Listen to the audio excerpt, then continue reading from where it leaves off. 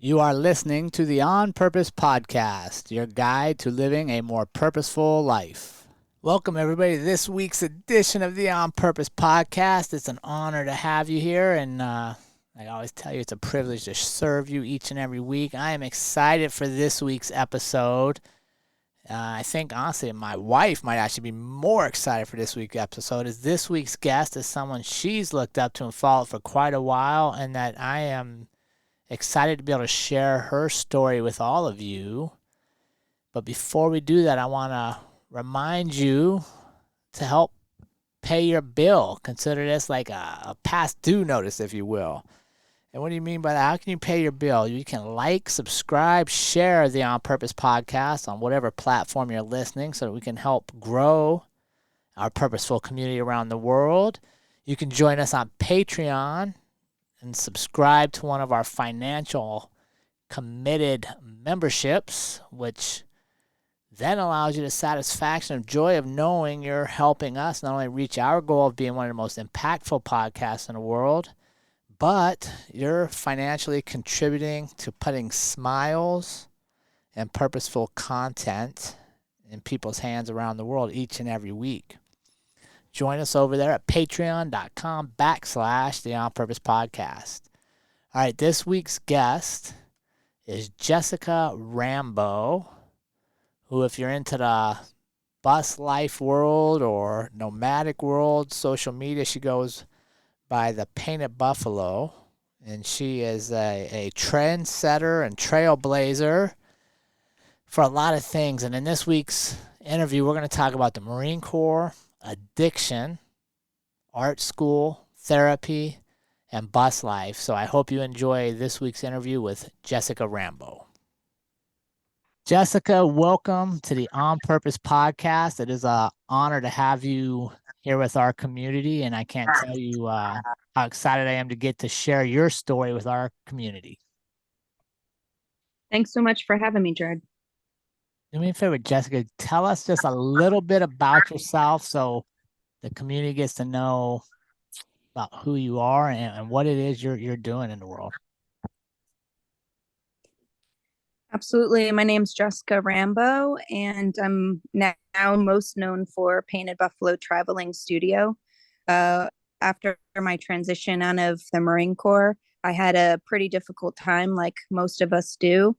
And I ended up in art school, really recovering and rebuilding myself and my life and my kids' lives, and uh, simultaneously building out a school bus into a tiny home. And for the last 4 years, we've been traveling around the country preaching you can do it too, holistic methods for mental health recovery, and art making to tell your story through that storytelling journey. Oh man, I love it. I'm excited to get into some of this. I'm really excited to hear how art was therapeutic for you and that whole transition. But before we jump into that stuff, Jessica, I got to warm you up so our community gets to really know the thoughts behind your stories. Are you ready to get warmed up? Absolutely. You're a former Marine. You know, we just don't go out there and do the test. We got to do some jumping jacks first. And we got to, do some side straddle hops, right? Isn't that what they called them in the Marines? Kinetic exercises are your friend. For sure. Yeah. So we gotta warm you up too. All right, Jessica, first warm up question, my friend. You are stranded on a deserted island for the rest of your life. You get one food. What will you be eating? Sushi. Ooh, nice. Any special role? Oh, well, my favorite is the dragon or the rainbow roll. Oh, that's a good But one. pretty much anything on that menu, I'll eat it. Yeah, for sure. Okay, I love that sushi. Yeah, that's a good one for the island. All right, you get any superpower. Yeah. What would you have and why does Jessica want it? I think being a jumper, because being the only person to drive the school bus, now we're up to 85,000 miles. It'd be really nice to just show up to a place and not have to drive there. So yeah, that's a good one. So you jump around in time so you didn't have to drive as much, huh? Yep, for sure. If I never have to drive ever again, it would be too soon. Really, it's getting to you. Oh yeah, it is, but it's also, where I do all my thinking and meditating and learning and growing and healing is definitely in the driving meditation space. So, I will forever be driving around, but you know, sometimes that can get to you as well. Yeah, and you don't have to be driving what do you got, a 40-foot school bus? This one, yep, is 40 feet. Yeah, I mean you could drive something a little easier to navigate though, right? Oh yeah, for sure. It's definitely logistically taxing on your brain.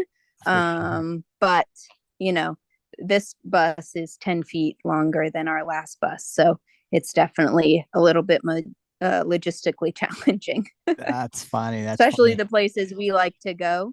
Yeah, yeah, We you're kind of stay out of the city and we go, open land. So it's a little easier with a 40-foot bus. yeah, you're an adventurer for sure. Why do you think it is? Because I'm 100% in agreement with you. When I drive and I'm on road trips, I have like some of my best creative ideas. I heal myself. I feel like I just have good thoughts. Why do you think that is? Yeah, I mean, the people that are closest to me always say, like you need to go like take a drive. I don't know what happens, but you just come back way happier. And it's just, I don't know, it's like an open road, open mind, kind of mentality and being able to really focus and hone on the things that need the work instead of, if you're stagnant and staying still, that's what you're focusing on. I want to go do this. I want to go be here. I want to be with these people. But on the open road, exactly the path, exactly where you're going. The GPS does the work. And, you're able to focus on the innards and kind of do that self care that, especially as women or mothers or, just veterans, we kind of put it in a box and tuck it away. But when you're on the open road, that's when, your brain decides to start opening up those boxes and doing the healing. That's how it, works for me. And I have heard, other people Yeah. have that same mentality as well. Yeah, for sure. Well said. All right, Jessica, favorite book. Oh, let's see. The last book I've read and reread was called Body Keeps the Score. And it's kind of the same mentality of what we're talking about is, you put stuff in a box and kind of forget about it, but your body doesn't forget about it. The triggers are the same and all of those kinds of things. And really trying to work out the mental and the physical at the same time is where the healing occurs. Good, good. All right, you get to have dinner with one person. They could have either passed away or still be with us. Who would you have dinner with, and what specifically would you want to ask them? Oh, gosh, that's a hard one. I'm trying to think of like, what I keep thinking about, but Yeah. shoot, I don't know. Only I going guess for dinner? I mean the first thing that came to mind is my grandparents. My grandparents Sure. were really influential in my life and growing up, and when I was, in high school they passed away and I lived with them and they really took care of me and I just, have so many questions about my childhood that I've forgotten or things that Yeah. happened, and so if I would be able to, you know, uh talk to them again, I'd have so many questions. Sure. Yeah, no, that's a good one. I think, and that's ironically, that's one of the most common answers to that question is Oh, really? yeah, people want to talk to their grand, especially you get to a certain age in life and you get a little curious as to like how did I end up the way I am and like where did we actually come from? And you kind of have more experiences in life that you can tie back to a little bit of your history and lineage. Absolutely. And I think that's, I'm all about the healing process and all of that kind of stuff. And a lot of, stories I hear about my family and stuff, I want to, ask my grandparents, like, the fuck were you thinking? Like, or, how my mom describes her parents is a completely different reality than how I know my grandparents, and Mhm. both can be true, but also, why was my grandparents this way to me, but they were this way to my mother, or and down the line, and where did that all come from, Yeah, and you can't really fix yourself and, your traits and how you react to things without, finding out where it comes from. no, that's so powerful, and I think that's um, one of the big things that thankfully many of our generation are becoming aware of is what I call like generational healing, and realizing like, wait a second, I've been Absolutely. carrying some of this baggage since I was a kid. And when I look back, like my parents had some of the same baggage. So clearly we're passing on now. Is this impacting my children? And if we don't, Absolutely. And even trauma that, my kids never have to deal with, but because I dealt with it, or my mother dealt with it, or my grandmother dealt with it, we pass on that trauma, generationally yeah, without actually having to experience it. It's still in the way we parent and mother and, associate with our friends and all that kind of stuff. And, the only way to heal it is, to go to the root source, which might not even be you. It might be a couple generations past. for sure. And I 100% agree with that. And I think it passes on when we don't deal with it, and Yep, we can exactly. actually stop the cycle by facing it or being honest with it. Absolutely. Yeah. And, a lot of people on social media, or, just chit chatting in the DMs or with my friends, they're like, dang, you are like so blunt with the stuff that you have, dealt with or done with. Or, I was talking to a friend yesterday about writing an article, and I kind of just wrote my piece and then hit send. And, 6 months later, it was published in a magazine, and I reread it. I was like, oh, dang.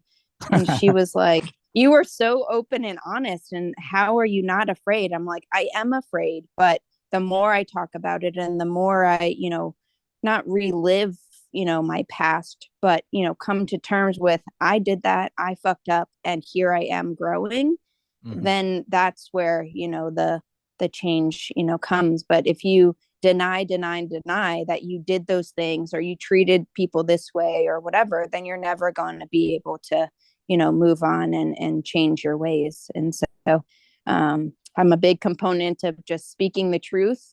And, if they're meant to be in your life, they'll take the truth of who you are and, continue on being your friend. But Yeah. if not, I'd rather know that as well.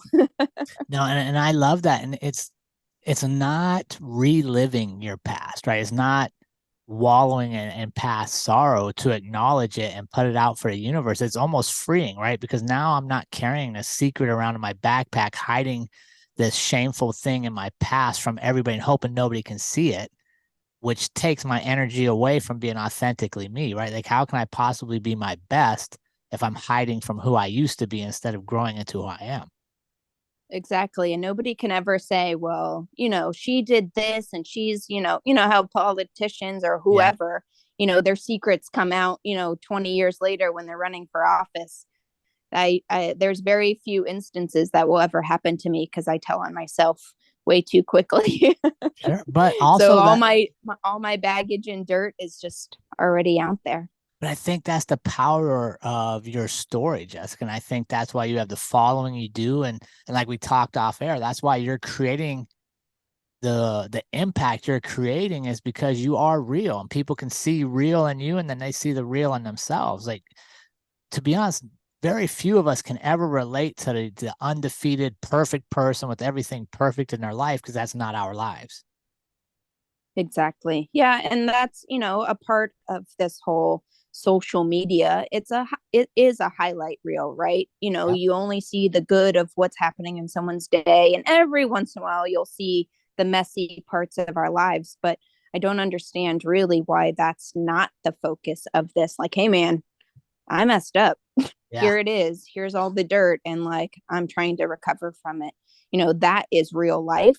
But no, I don't understand why people don't, you know, that happens to everybody, dude. Like, don't Yeah. feel ashamed, whatever. Like, it's how you recover from that misstep.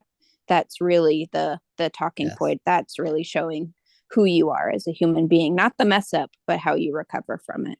Yeah, absolutely. And I think, why is it not more prevalent? I think it means people like us have more work to do, right? Like we have more work Absolutely. to continue to share real messages and real life out there and shift the narrative away from this perfect filtered world to the messy real world that is human.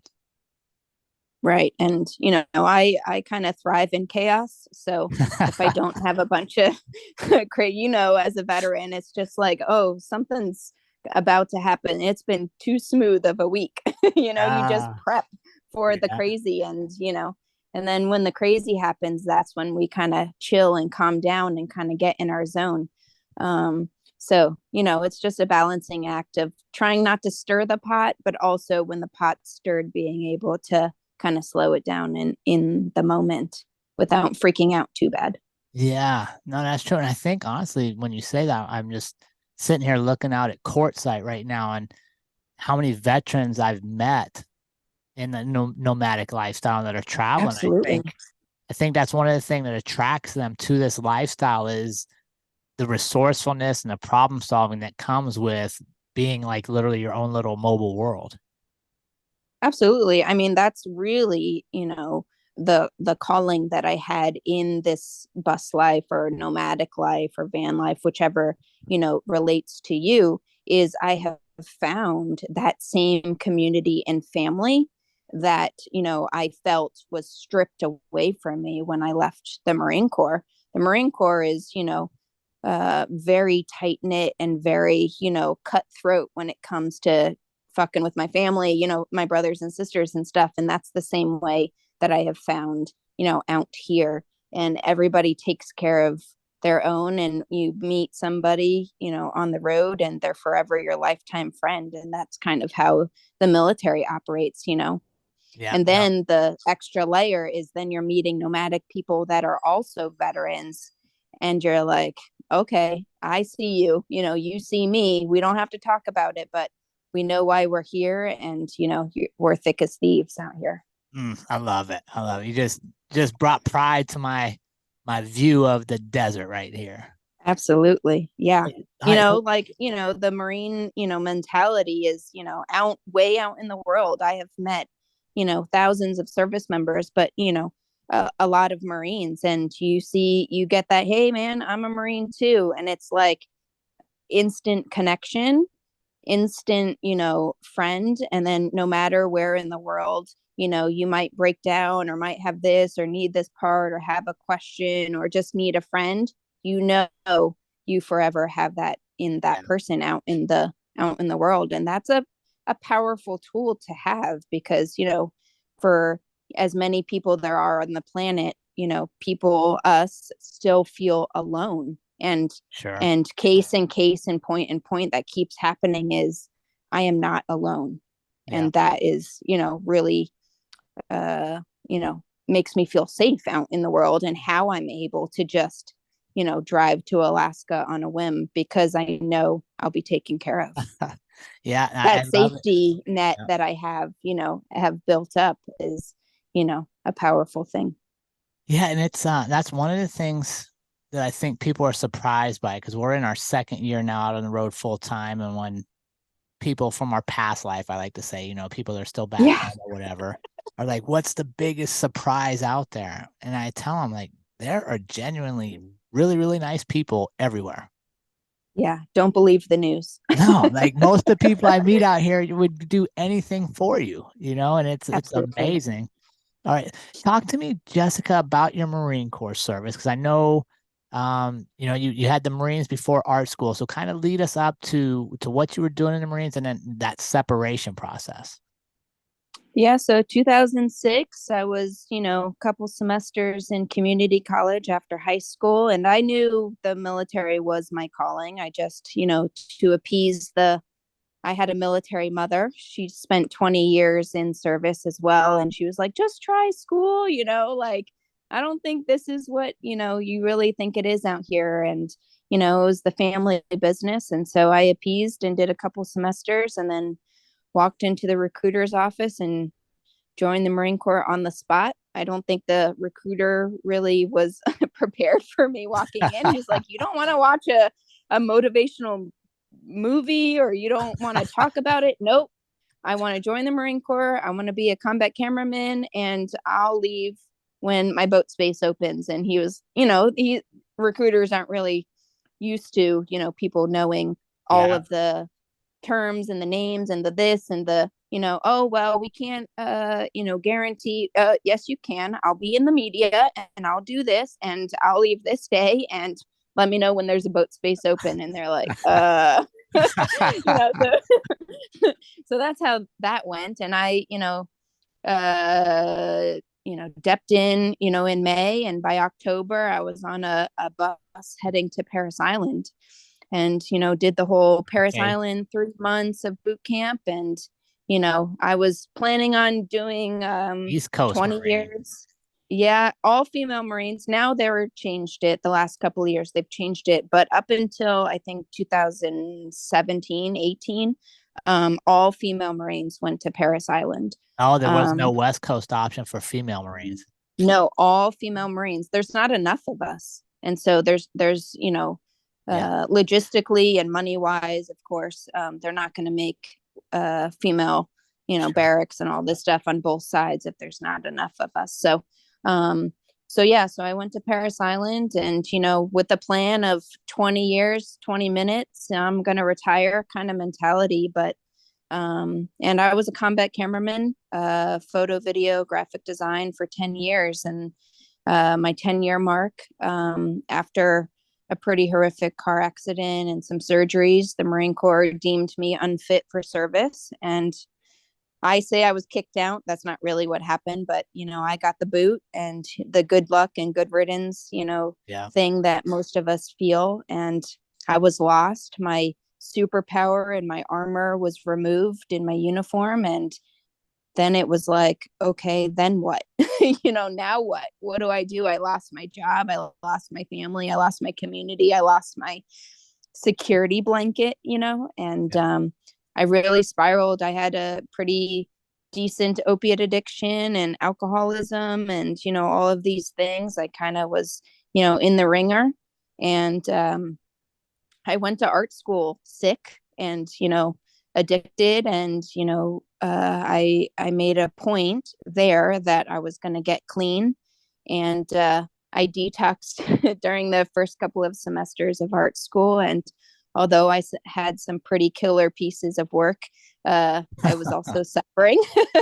Right. And, just one pill at a time, kind of got rid of it and really, worked on myself and worked on rebuilding, who I was without the military. And it's tough and it's hard and it's struggle. And there was many times where I, was on the brink of death, and that seems so like drastic, but it's, a veteran knows, like I had my plan. I had everything. My kids were off to dad's for the summer. Like I was preparing and, it really saved me in this work that I was doing, in myself to be able to pull my ass out of, a 6-foot hole and, really work towards recovery. And art school was a big part of it. I had a medical alert service dog that I worked with, a group called Semper Canine out of Virginia. They are all veteran, all service dog work, and they are incredible. And it's not just one thing that kind of people are like, how did you do it? How did you cure? And it's not, you have to build a care package for yourself. And for me, art school, my kids, service dog work, and then ultimately buying a school bus and going ham, deconstructing it and rebuilding it at the same time, really was what I needed to recover and to regroup and, find who I am without, all of these other things kind of dictating who you are. Let's go back, Jessica. You said something I think is really important that I'd like to make sure we expand upon for our community. And you said to beat your addiction, you had to build a care package for yourself. Yes. How did you prioritize that? Like, what did you know? Okay, I got to put this in first before I can jump to the next step. How did you prioritize what went in your care package, and how did you even get the awareness to realize you had to build that for yourself? Yeah, I mean, it's really like it's either this or death. So what do I have to lose? Mentality is really how I, you know, put forth the effort. So for me, my biggest issue, I wasn't, there for my kids. I wasn't, addiction is selfish, right? And so, how do I become unselfish? What kind of things, are outside of myself that I can fix, but fix on the inside at the same time. And my biggest issue was these drugs are making me even sicker than I already was. And so I went to the VA. I asked for help. There was a whole scenario that kind of helped, was an issue for me. Everybody has their own story with the VA, but for me it just wasn't what was working for me. And they pretty much said, you're on this medication forever. There's Uh, no turning back. And I was like, you don't know who you're talking to. sure. So you And almost so, needed a challenge. yeah, I mean, I'm very competitive. I'm Yeah. very stubborn. I'm very headstrong. Every single person in my life, past and present, will tell you. And so they were like, no, you're on this medication forever. And I was like, bet, you know, and really that's, how it started. And so one pill at a time, when prescription, time was to come to the VA and pick up my little brown baggie of pills, I just didn't go. And so one pill at a time, as they, were, my bottles were empty, I just did not go back to my dealer. That's how I Yeah. kind of related it. The VA, some people have their Yep. dealer at the corner or pick it up at the Walgreens or whatever. Mine was the VA. That was my dealer. Ah, And so I just stopped going. And it wasn't safe. I'm not advocating doing right. this to everyone. I survived, but I had the withdrawals and the shakes and the you know craziness that people talk about, when you go through an intervention. I Yeah. didn't really have a family or people that knew what was going on. When I tell people, or people hear my story, or my family listens to episodes like this or whatever, they're like, we didn't even know. And I made it a point to not, let these people in, and, whether that was safe or not, probably not, but this Sure. is what I did, and one medicine at a time, I, slowly stopped taking them. The hardest and the last one I did was lithium. I was diagnosed with bipolar disorder, but come to find out, I actually had a traumatic brain injury. Okay. And when you take lithium, which isn't prescribed for bipolar anymore, except in the military, come to find out, you get bipolar symptoms. So I was very manic and very depressive and very up and down. And that was what was really the ultimately causing all of my crazy thoughts and all of this stuff. And so once I kicked lithium, it was extremely difficult. That was when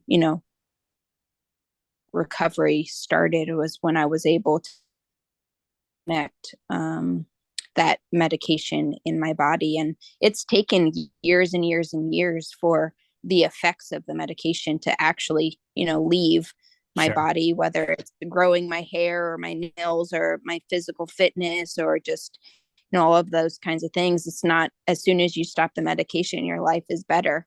I No. had to, you know, fix all of the damage my tornado self caused, whether it was with my children or, in my relationships or with my friends or my family and stuff like that. And so it really was, I had to literally strip everything out of my life and think very hard about what was important. And ultimately, the only thing that was important to me was my children. And so, me and them, we got on board. Hey, I'm going to build this bus and we're going to travel around the country and, learn and grow.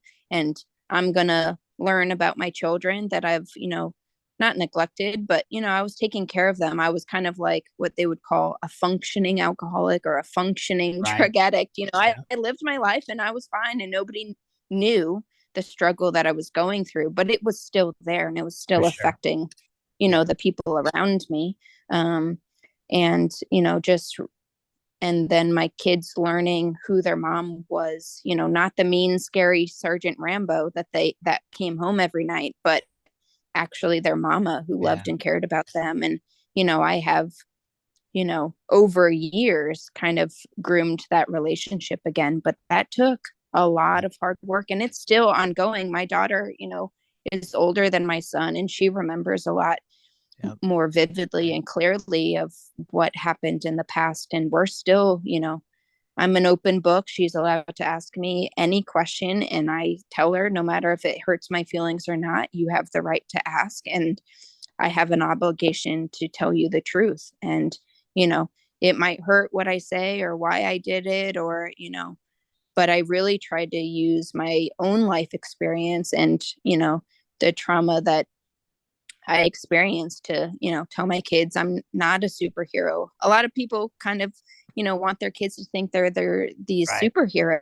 And I'm like, dude, I'm a human being. I'm 36 and I'm still making mistakes. So don't even worry about it. Like, Yeah. but we gotta, let's not make that mistake again. And that's where we're at. And so my daughter and my son, they know, I've made a lot of mistakes in my life and we're recovering and we're moving on. But, I still have to come to terms with the damage that I caused during that period of my life.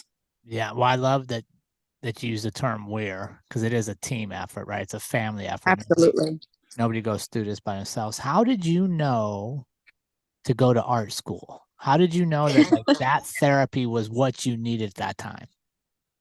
I don't think I did, but before the Marine Corps, during the Marine Corps, and always, I have been artistic and, creative. And that's where, I found peace is in creating and making and all of that kind of stuff. And for me, it was, well, I'm retired, I'm getting paid forever.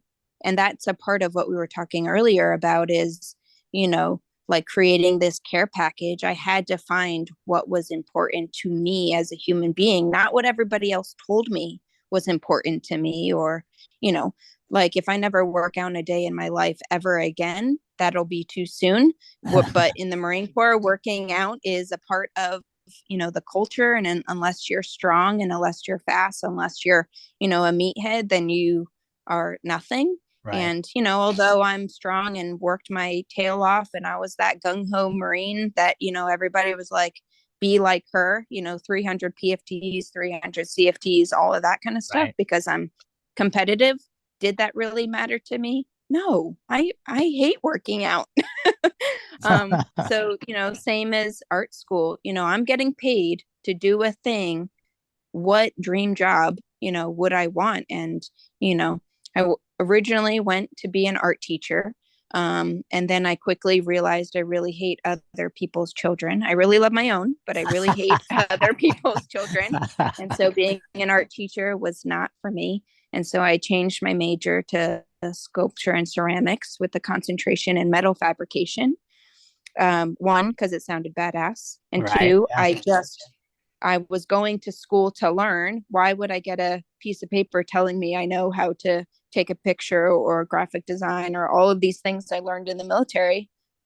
I wanted to learn something new. And so I took, all of those classes and kind of used it as my own, art therapy kind of mentality.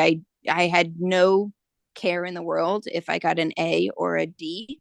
I just was there to kind of, recover. And I used that, to my benefit. My grades weren't the greatest, but, Yeah. I got through the classes and, really used it for what I needed it for, not for what my professors were, you know, asking of me, but, really trying to tell my story. And in art school, I took a class about community based art practices. And I was really struggling because they were talking about painting murals on walls and these big giant sculptures in the middle of, a mall and all of this stuff. And I'm like, this is stupid. Like, that's such a waste. Like, you know how much money they spent on that stupid sculpture, and they could have fed this many people, or they could have done this or Right. whatever. And so my professor, she really like honed in on that and was like, well, where is your community?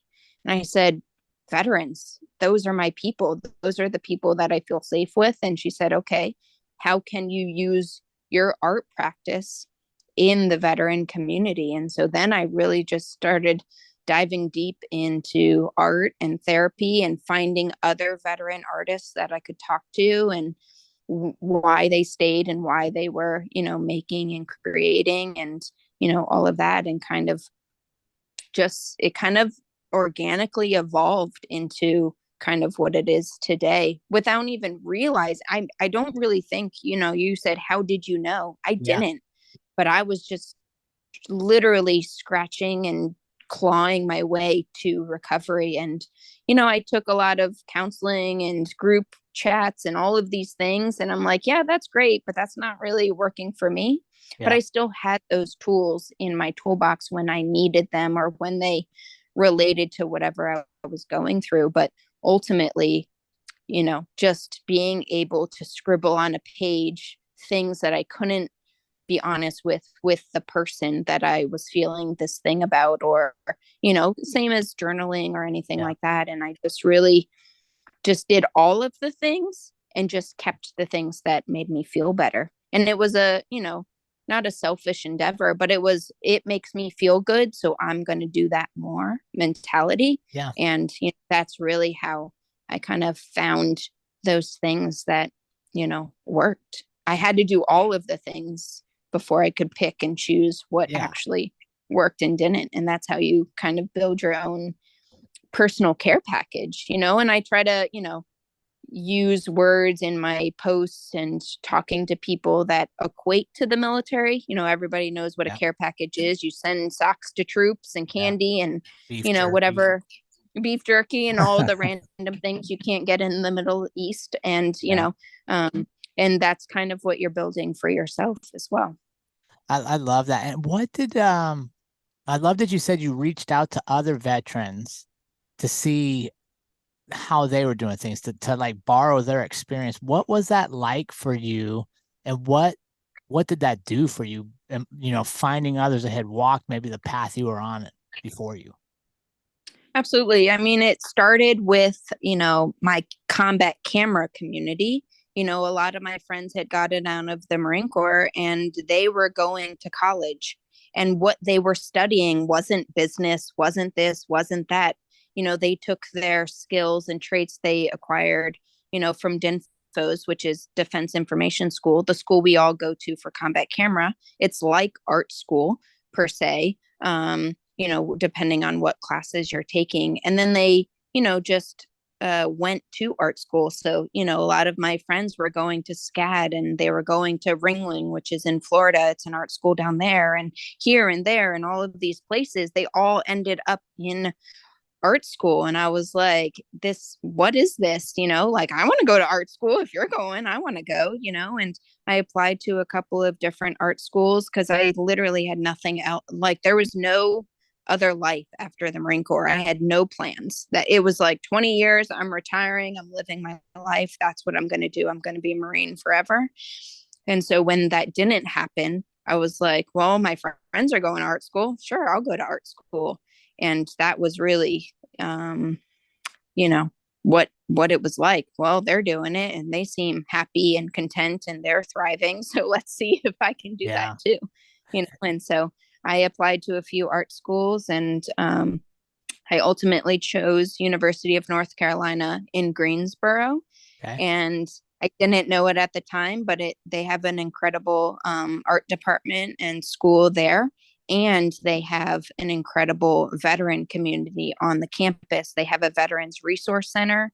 And I eventually started meeting those guys and eventually worked there and started a veteran student association there, and really kind of, grow within art school, but also keeping tabs and a strong hold on my veteran counterparts there as well. Oh, I love it. I love that you're constantly looking out for others as well. And I think something you said that is really important for our community is at times when we don't know what we want, at times when we're searching for something more in our life or searching for that answer, we want to sit idle or we want to just stay back. I see it a lot in young people today, right? Like they're looking for purpose and they just want to sit back and think purpose in life is going to show up. And a lot of times, like you said, Jessica, Yeah. we eliminate what we find what we want in life by eliminating what we don't want. The only way we know that is by acting and going forward and immersing ourselves into places that may or may not be what we're looking for. Absolutely. And, you know, trying all of the things and then being like, am I here because I'm now obligated to be here? Or am I showing up to these meetings or these groups? Or, you know, like at Greensboro, I was on a kickball team. You know, I just needed, you know, athleticism, you know, Yeah. in my life. I needed some exercise, but you know, I'm not going to the gym. How can I, you know, do that? And so I joined the community kickball team and met a ton of people there. And then after a while, I'm like, yeah, this isn't really fun for me anymore. It's a little dramatic for my liking. And so, you know, I go find something else. But being able to say this served its purpose, I can now move on is a powerful thing. And I think everybody is kind of in this mentality of, you know, same as consumerism, doing it because you look cool or doing it because everybody else is doing it. And that's just not what I found that makes me happy, you know, and, Yeah. you know, people are like, oh, that's kind of strange. You did that thing. Yeah, but man, that was fun. You Yeah. know what I Yeah. mean? Yeah. And, you know, and it's okay to do things because you enjoy it and everybody else thinks you're insane. You know what I mean? Same as I'm sure you have had that in your Yeah. life when you're like, I'm moving into an Airstream and traveling the country. You had Yeah. people like, what are you doing? Oh, And for I sure. had that same mentality in my life and my friends and whatever. And now I have three cousins that are building out school Yeah. buses and vans and this and that and traveling the country and doing these things that my family was like, no, that's insane. I'm not Yeah. doing that. But you're the black sheep. But now, a few years later, they see how happy I am and see, you know, the benefits that it's really provided my life and my kids' life. And they're now, you know, inspired to do Love the it. same. And, you know, that's really what it's about is, hey man, this is hard and this is crazy, but you know, it's fun out here. You know what? Yeah, I love it. I 100% agree. It's hard at times. It's super fun. It's amazing what we can see. But you know, to me, what's crazy is wasting what little life we have on this earth doing things that don't make you happy.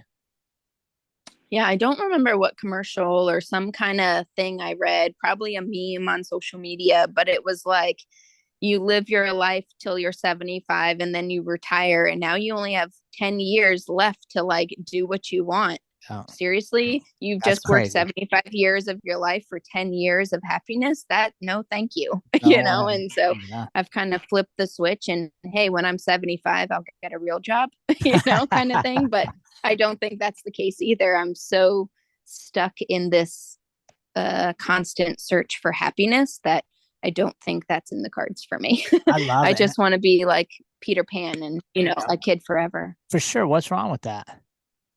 What's wrong with being a kid forever? Let's, when did you know in art I school, know. or when did you start Nothing.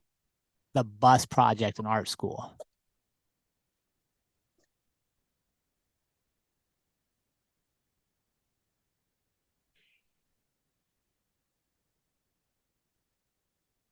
Jessica, what point in art school? So I Oh, went go ahead. to school starting in September of 2016, probably the summer of 2017. I was, you know, doing a lot of research.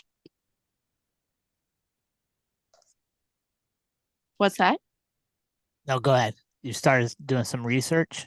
Oh, oh yeah. So I started doing research in, you know, the summer of 2017.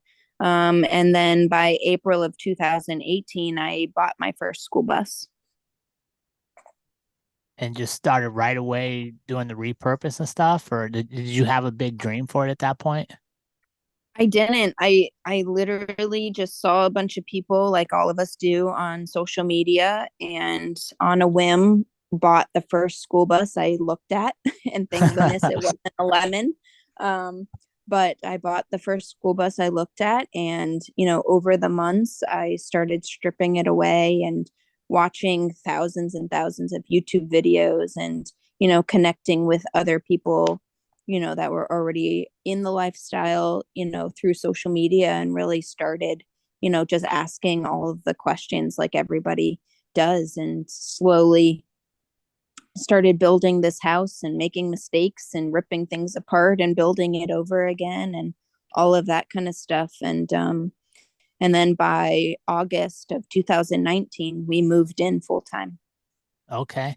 So now, what's been the biggest surprise that traveling and living in your bus has brought you and your family? I think the biggest surprise was the community aspect of it. I was just in my mind, I'm gonna live in this school bus and be a troll hermit forever. And that's like absolutely not the case. You have the ability, if you're introvert, you can be introverty. If you're social, you can do that too. There's room for everyone. And so I like to say I'm a social introvert. I like to socialize and meet people, and then I like to go back to my hole of a bus and, kind of hide out in my bed and watch a movie kind of thing. And so you have the capability and ability to do that in this lifestyle. And so the community has really been, the biggest, surprise. But, I shouldn't be surprised because, that's why all of us kind of stay in this lifestyle for years and years and years is because, the bus is just the vessel to the people. You know what I mean? Yeah. That just kind of gives you the footing and the credibility in the community. And then once you get here, you're like, oh, now these are my people. Yeah, I love it. So, and that fills a need, especially coming out of COVID and the pandemic and isolation, is being more purposeful in building your community and taking what I like to say, like taking ownership of rather than just in a neighborhood, you get whoever buys the house next to you. Like that's just kind of who you're stuck with. But out here, we get to be very intentional as far as who we camp next to, who we choose to meet up with around the country, or quite Yep. honestly, if you get somewhere like, okay, this isn't my kind of crew, you can move on. Right. And, that's, a life lesson. It's ironic that you and I are like learning this now, but we're now instilling that in our children and they are able to be more purposeful in their intentions and in their life and only doing things that are, filling their cup, and that's kind of what we were talking about earlier about this generational thing. Yeah. We're learning it at in our 30s or whatever, and they're learning. I have a 12 and 15-year-old. They're learning it now. How insane is that? Because when I was 12 or 15, it was do as I say, not as I do kind of Yeah. mentality, and Yep. that's completely opposite of what how I'm parenting. I'm like, oh yeah, shit, that sounds fun. Let's go do that, or hey mom, look at that billboard. That looks fun. All right, let's go see what that looks like, or the first year my kids made the road trip map and I just drove them around the country. I had Oh, no wow. idea what I was doing, but I just followed all of their pins on the map and we made do and then we're like, oh shit, that was fun. Let's do that again. And so that's it's just every year it gets more and more epic. Favorite place you've stumbled across that you didn't expect to be as awesome as it was? Um, let's see. I guess I find it funny that my son's favorite state is Idaho because before traveling, I couldn't tell you what was in Idaho. Sure. Yeah. But then we end up there and it's just yellow and, wide open spaces and hot springs and, amazing hikes and all of that kind of stuff. So that was definitely surprising to me. And then, out, Utah, Arizona, all that desert, desolate, everything's dead kind of mentality. But really there's just so much growth and life and beauty out there as well. So my favorite state is Utah. Okay. And, that wouldn't have been, what I had said, a couple years ago. Yeah, no, I 100% agree. As we're sitting in the desert, Andrew and I were talking Yeah. about that on our walk, is just how much life there truly is if you slow down and look for it. Yeah, absolutely. And, people assume life means bears and bobcats and, all of that. But, me and my kids were down digging in the dirt looking for lizards and worms and, creatures and stuff. And so there's a lot of life, in this microcosmic, space, For sure. So it's just How really awesome. how has the dependency that bus life creates, like you're like your own little crew, you and your family in the bus, you got problem solve and handle things as they come up, and you can't really run away from problems if somebody's getting on your nerves. Like, it's such a small space, you got to deal with it. How has that affected you and your children's relationship as you sought to rebuild it after Marines? Yeah, I think, same as the whole reason we got into the lifestyle was to learn how to communicate with each other. And when you're in such a tight, small space, and no matter if you love them or not, you kind of get sick of them. Yeah. And so just being able to communicate, hey, I love you, but like I need to take a walk by myself, or hey, I don't want to, hey, I don't want to go on that walk, or I don't want to do that, or I'd rather do this, and that be okay. And nobody gets offended. That's kind of what we've kind of, between the three of us, kind of, locked onto, hey, I'm going for this walk. Would you like to come? No, I wouldn't. Okay. And then Yeah. I'm going to go for this walk, but don't get mad because I'm going for this walk, but also don't get mad if they don't want to come. Yeah.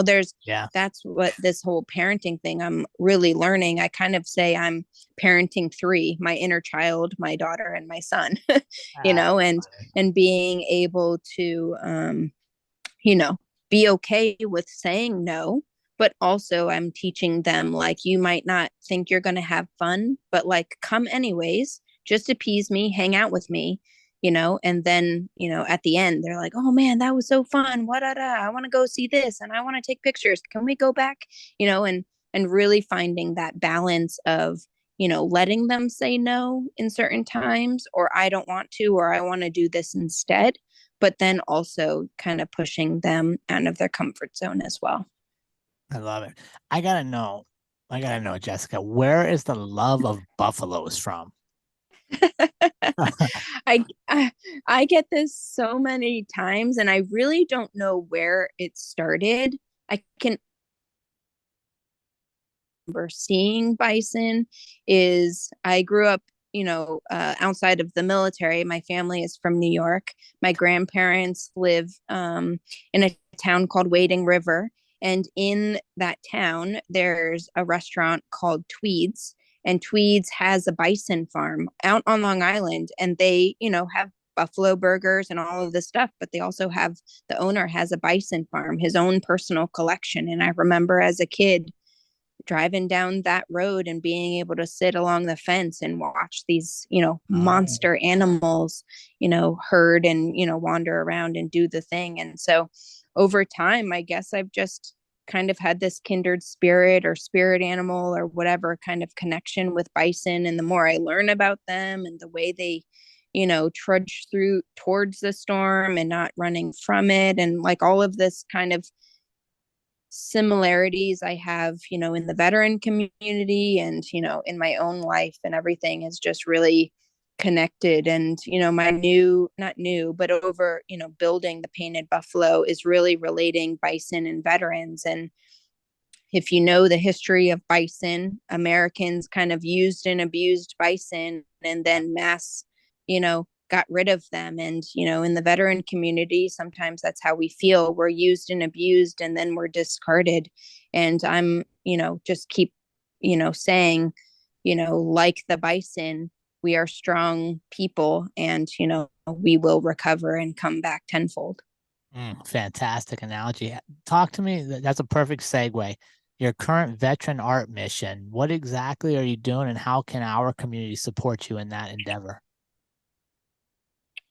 Absolutely. This year has been kind of a slow roll with the paint can project, just because of some personal and life events. You know, if you followed along, we got stranded in Alaska, and I've rebuilt our bus engine, so we've kind of taken a back burner with that. But this coming year, it's a new year and a new, outlook on life. But our whole goal and what we have done over the last few years is fill ammo cans with art supplies and other, you know, um, kind of care package type things for veterans, socks. We work with Soldier Socks, which is an incredible couple that donates a pair of socks to a veteran for every purchase, and Berkey water bottles and all of these kind of uh, Instagram influencer type products that I've been working with and convincing them that they want to give me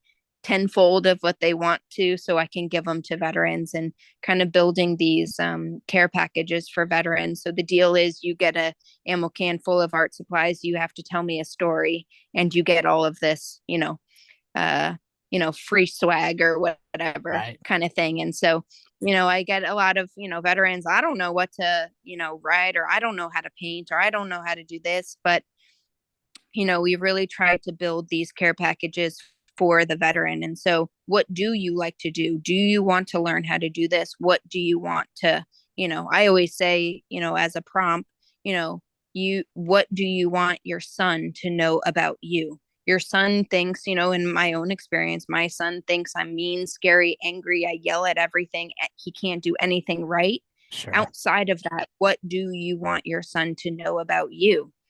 Tell me in this journal entry, or tell me in this painting, or make a sculpture, or this or that, or whatever it is. Tell that story. You're just telling your son something between the two of you, and that kind of gets the juices flowing, and being able to come out of your little angry self. Yeah, for sure. When you relate it to your children or your friends, or who do you want to be, draw that person. Or who, people think I'm this or this, but I'm also really care about this, and those are kind of those prompts to kind of get you out of your you know comfort zone of what that looks like, kind of thing. And so it started as giving art supplies to veterans, and half the time it was like, here's this box, but half the time we're really talking about chit chatting about life on the road, or family, or this or that, and kind of gaining that community. And in that community is like therapy. You don't have to Yeah. go to therapy to get the same effects that you're supposed to get from therapy. I tried all the therapies you could possibly you know go to, but really just calling up my friend and being like, listen to this shit, and them being like, oh man, that's fucked up. That is, Yeah, therapy too. You know I what I love mean? it. And so, you don't have to have it in this clinical sense, but there is therapy in just life, whether you're taking a walk or driving, 300 miles down a back road in the middle of nowhere, Navajo, Yeah. nation kind of.